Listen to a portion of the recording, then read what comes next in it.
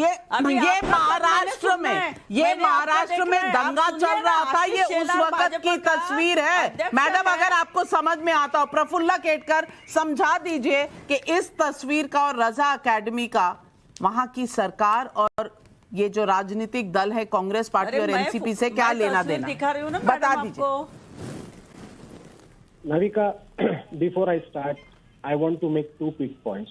One, on behalf of media and journalistic community, Hindi में बोल देंगे तो शायद विद्या जी और दर्शकों तक। जी।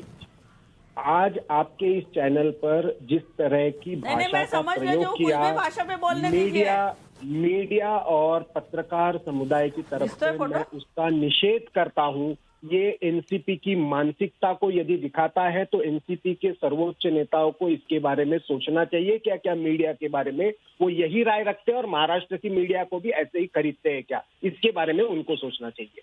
दूसरी महत्वपूर्ण बात, जो बात तहसीन भाई ने शुरू की, उसमें मैं एक महत्वपूर्ण बात बताना चाहता हूँ।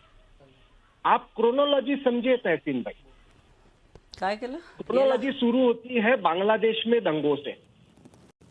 दुर्गा पूजा के समय जो दंगे हुए उसके संबंध में त्रिपुरा में मोर्चा निकाला गया। उसके बाद 23-24 अक्टूबर से सोशल मीडिया में फ्लड होने लगे फोटो, और उन फोटोज को यूज करते हुए दिन दुनिया तक, जिसमें कहा गया कि किसी धर्म ग्रंथ को जलाया गया, वो दरअसल एक फोटो निकला जिस पर फैक्ट चेक हुआ, रोहिंग्या एक कैंप का दिल्ली का फोटो निकला। दूसरी तस्वीर चलाई गई जो मस्जिद जलाने की थी। त्रिपुरा पुलिस ने जो स्पष्टीकरण दिया वो दिया, लेकिन आपका क्योंकि पुलिस और जुडिशरी पे विश्वास नहीं है तो मीडिया ने, और जो भी उसका फैक्ट चेक हुआ उसमें ये बताया गया कि वो मस्जिद जो है वो जैसे थे है।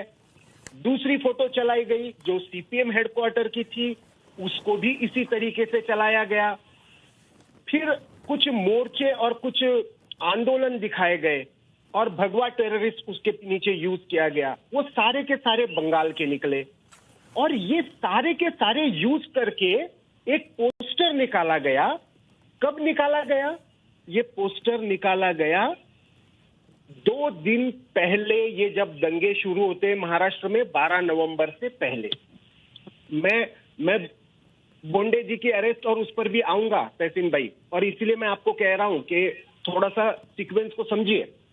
इस बीच में आपके नेता और आपके नेता के साथ रहने वाले बहुत लोग इसी बात पर के त्रिपुरा की हिंसा इस पर भड़काने का काम करते हैं। एक पत्रक निकाला जाता है रजा एकेडमी की तरफ से, सेव त्रिपुरा मुस्लिम के नाम से। उसमें क्या जोड़ा जाता है?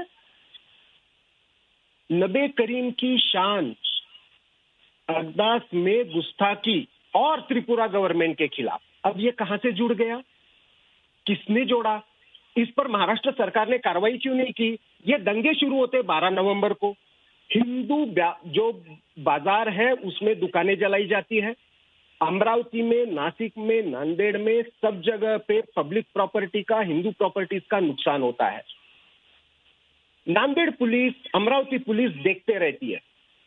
दूसरे दिन जब इसके विरोध में, इस हिंसा के विरोध में मोर्चा निकालता है तो पुलिस जग जाती है। फिर अरेस्ट का सत्र भी शाम को शुरू होता है। पहले बोंडे जी को, एक जो एमएलए है उनको रात में अरेस्ट करती है एक पुलिस जो रूरल डिपार्टमेंट की है। उनको मैजिस्ट्रेट के सामने किया जाता है। मैजिस्ट्रेट कहते हैं कि इनके पास, आपके पास कोई अरेस्ट करने का ये नहीं है, आप इनको मत कीजिए, इंक्वायरी आपकी जारी रखिए।